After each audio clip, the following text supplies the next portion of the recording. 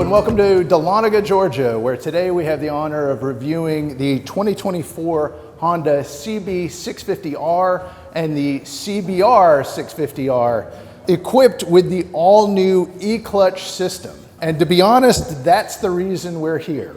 This is a new system for Honda, and it's one that's not quite an automatic transmission, it's not quite a manual transmission, but it's a hybrid and the best of both worlds. Today we had the privilege of taking these bikes out at the Atlanta Motorsports Park and had a full rundown of the system and its functionality.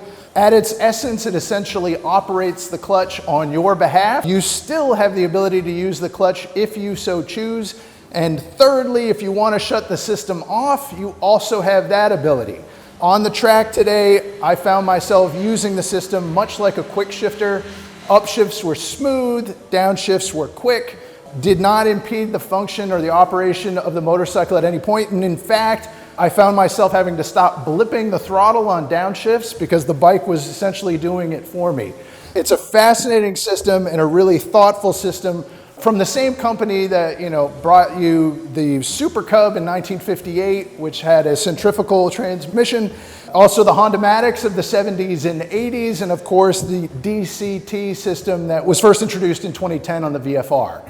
This system is an innovation, and it's one that I think you'll find especially novice and introductory riders will most appreciate, as it takes out the work of that clutch sensitivity that you first need upon initial roll-on. Once you're riding the bike, again, upshifts and downshifts function much like a quick shifter, but it is that off-the-light sensitivity and ability that really sets this bike apart from any of its competitors in the market today.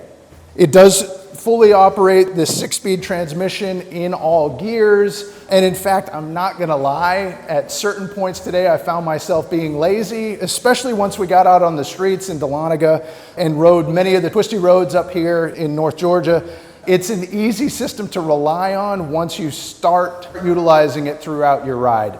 I am going to be curious to see how seasoned riders adapt to this system. One of the things that myself, as well as many of the other reviewers, commented on is it requires some rewiring of your brain, especially for a seasoned rider, to begin to utilize the system, because it's just force of habit and muscle memory to grab that clutch, as we so often do.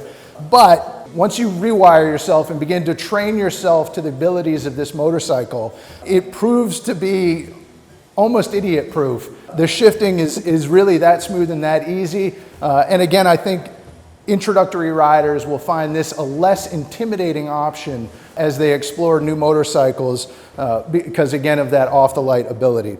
For riders, I'll be curious to see how they adapt and if they fall back on that lazy habit I had throughout the day of just utilizing the system and not falling back on my clutch habit. So it's definitely a very unique system. The CB650R and the CBR650R are equipped with the inline 4 649cc engine. With that said, it is a unique configuration for the 650s. Most of the 650s in the marketplace today are twins and triples. So it does require, specifically when you're out on the road or on the track as well, to keep it in the upper rev register and really keep the revs up high as you're riding this bike, because again, it performs best close to its red line of 12,000 RPM. Overall, it's a smooth operating machine. Some of the new features on this motorcycle include a 5-inch TFT display, as well as LED headlight and taillight systems. All the lights now are LED. The CB650R is available in Pearl Smoky Gray, and the CBR650R is available in Grand Prix Red.